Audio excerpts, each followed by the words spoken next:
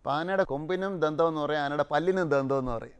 അപ്പോൾ പല്ലിനും കൊമ്പിനും രണ്ടും ഒരേ വായിൽ നിന്ന് തന്നെ ഉണ്ടാകുന്നത്, പക്ഷേ രണ്ടിനും രണ്ട് ഉപയോഗമാണുള്ളത്. കൊമ്പ് കൊണ്ട് എന്ത് ചെയ്യുന്നു? പ്രതിബന്ധങ്ങളെയൊക്കെ തട്ടി തകർക്കുന്നു. ദന്തം കൊണ്ട്, പല്ല് കൊണ്ട് ആഹാരം ചവച്ചരയ്ക്കും.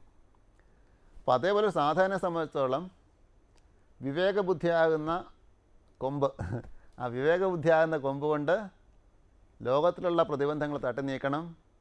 അതേ വിവേകബുദ്ധിയാകുന്ന ദന്തം കൊണ്ട് ലോകത്തിൽ നിന്ന് തനിക്ക് ഉൾക്കൊള്ളേണ്ടതിനെ ഉൾക്കൊള്ളുകയും വേണ്ടാത്തതിനെ ത്യജിക്കുകയും ചെയ്യണം. അപ്പോൾ ആ ഇന്ദ്രിയങ്ങളിൽ കൂടി സ്വീകരിക്കുന്നതാണ് ആഹാരം എന്ന് പറയുന്നത് ഒരർത്ഥം. ആഹാരത്തിനൊരർത്ഥം ഇന്ദ്രിയങ്ങളിൽ കൂടി സ്വീകരിക്കുന്ന എല്ലാ അറിവുകളും. അപ്പോൾ വേണ്ടത് മാത്രം സ്വീകരിക്കുക. ആനയ്ക്ക് വേണ്ടതല്ലേ കഴിക്കത്തുള്ളൂ, ചവച്ച് തിന്നത്തുള്ളൂ. വേണ്ടത് മാത്രം തിരിഞ്ഞ് ചവച്ച് തിന്നും. അപ്പോൾ ചവച്ച് തിന്നുന്ന പോലെ സ്വാംശി പ്രപഞ്ച ലോകത്തിൽ നിന്ന് എടുക്കുക.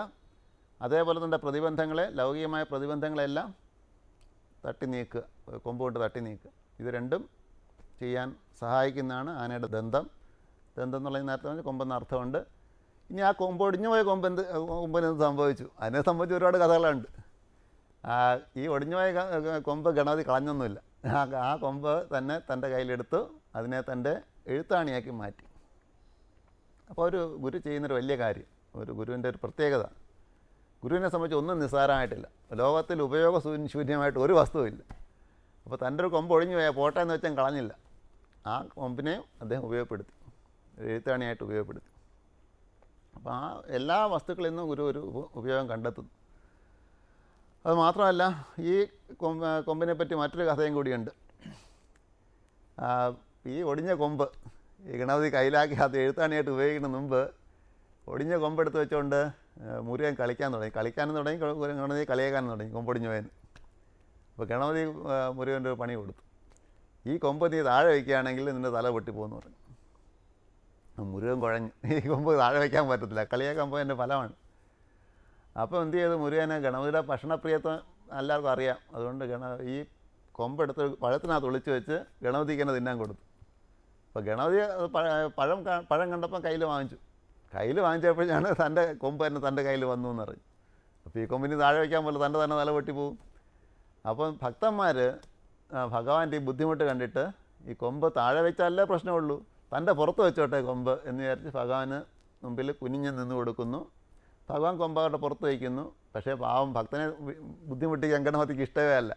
അപ്പോൾ ഭക്തൻ്റെ തല കൊമ്പ് വയ്ക്കുമ്പോൾ തന്നെ അയ്യോ പാവം തോന്നുന്നു. അപ്പോൾ ഉടനെ തന്നെ കൊമ്പിങ്ങി എടുക്കുന്നു. അപ്പോൾ ഭക്തൻ നിവർന്നിരിക്കും. അപ്പോൾ ഈ കൊമ്പ് വയ്ക്കാൻ വേണ്ടി താൻ കുനിഞ്ഞു കൊടുക്കുന്നതാണ് ഗണപതിയുടെ മുമ്പിൽ നമ്മൾ ഏത്തം ഇടുന്ന ഒരു രീതി എന്നൊരു കഥയുണ്ട്. എന്തിനാ ഗണപതിയുടെ മുമ്പിൽ ഏത്തം ഇടണമെന്ന് ചോദിക്കുമ്പോൾ കുട്ടികൾക്ക് പറഞ്ഞു കൊടുക്കുന്ന കഥയാണ്. അപ്പോൾ ഞാൻ പറഞ്ഞൊരു ഒടിഞ്ഞ കൊമ്പിനെ പറ്റിയും കഥകൾ ഉണ്ടാക്കുന്ന കഥകൊണ്ട് ചില ഗുണങ്ങളുണ്ടെന്ന് പറഞ്ഞു വരികയാണ്. അപ്പോൾ നമ്മളെല്ലാ ദേവീദേവന്മാരെ സാധാരണ നമസ്കരിക്കുന്ന വണങ്ങുന്നത് ഒന്നീ നമസ്കരിക്കും, അല്ല തൊഴുത് അഞ്ജലി മുദ്രയോട് വണങ്ങാറുണ്ട്. ചിലർ ശിരസിൻ്റെ മുകളിൽ അഞ്ജലി മുദ്ര കാണിക്കാറുണ്ട്. പക്ഷേ ഗണപതിയുടെ മുമ്പിൽ മാത്രം ഈ ഏത്തം ഇടുന്ന രീതിയാണ് നമ്മൾ ചെയ്യാറുള്ളത്. ഇടത് കൈയുടെ വിരലുകൊണ്ട് വലത് ചെവി പിടിച്ച്, വലത് കൈയുടെ വിരലുകൊണ്ട് ഇടത് ചെവി പിടിച്ച്, കാൽ രണ്ടും പിണച്ച് നിന്നിട്ട് കുനിഞ്ഞ് തറയറ്റം വരെ എത്രയും കുനിയണം അത്രയും കുനിഞ്ഞ് ഉയരുക എന്നുള്ളതാണ് ഏത്തം ഇടുന്നതിൻ്റെ രീതി. അപ്പം ഇങ്ങനെ ചെയ്യുമ്പോൾ നമ്മൾ ഇതാണ് ചെയ്യേണ്ടതെന്ന് നമ്മൾ പലരും കേട്ടിട്ടുണ്ടാവും. ചിലരൊക്കെ ഇന്ന് ഇങ്ങനെ രണ്ട് ചെവിയിലൊന്ന് പിടിച്ച് ചെറുതായിട്ടൊന്ന് തലേന്ന് കുനിച്ച് പൊങ്ങി 2-3 പ്രാവശ്യം തുള്ളി ചാടുന്ന പോലെ അവിടെ ഗണപതിയുടെ മുമ്പിൽ കാണിക്കുന്നുണ്ടാകും. വളരെ വളരെ കുറച്ച് പേര് മാത്രമേ ശരിക്കും ഗണപതിയുടെ മുമ്പിൽ ഏത്തമിട്ട് നമ്മൾ കാണാറുള്ളൂ. അപ്പോൾ ഇത് നമ്മൾക്കറിയാമെങ്കിലും നമ്മൾ എന്തുകൊണ്ടാണ് ചെയ്യാത്തത്? നമുക്കൊരു നാണക്കേട് തോന്നുന്നത്. അത് തന്നെ ചെയ്യാതിരിക്കാനുള്ള കാരണം നമുക്ക് സ്വയം നാണക്കേട് തോന്നും. ഇങ്ങനെ ചെയ്യേണ്ട എന്തിനാണ് നമ്മളിങ്ങനെ ഏത്തം ഇടുന്നത്? അതുകൊണ്ട് ഏത്തം ഇട്ട പോലെ വരുത്തി തീർക്കുന്നു, പക്ഷേ ഏത്തം ഇടുന്നില്ല. ശരിക്കും നമ്മൾ ഏത്തം ഇടുന്നില്ല. ഇതാണ് നമ്മളിപ്പോൾ ചെയ്തുകൊണ്ടിരിക്കുന്നത്.